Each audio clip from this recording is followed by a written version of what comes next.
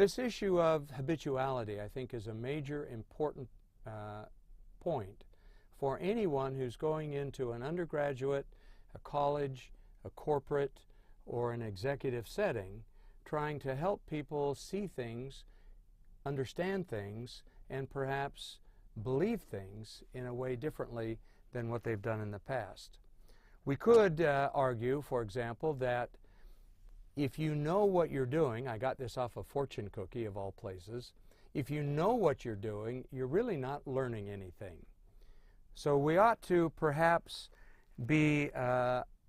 careful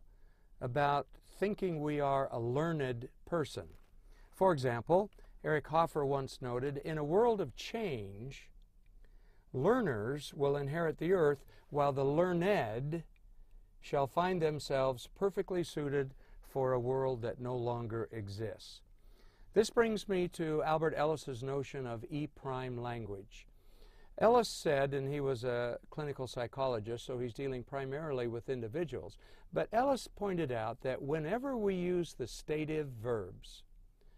this is that, we should be very careful, because in many cases those factoids, those statements of opinion as if they were truth, have been historically over the millennia turned upside down, changed radically, even among religious organizations, among the scientific community. Whenever we find a statement of this is the way things are, beware. So people in positions of leadership, people in positions of education who are professing to young people, to experienced executives, or anyone else, in my view, ought to be very careful about saying leadership is this, or this is how you manage change. We could say that this study shows this way, and that person has this opinion, and we could talk about, as Sutton and Pfeiffer have in their book on half-truths and mythology and management,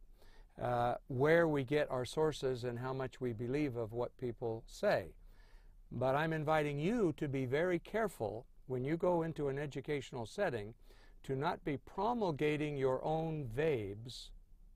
simply because they're comfortable for you. They may or may not be accurate, and they may or may not be adding to a student's functional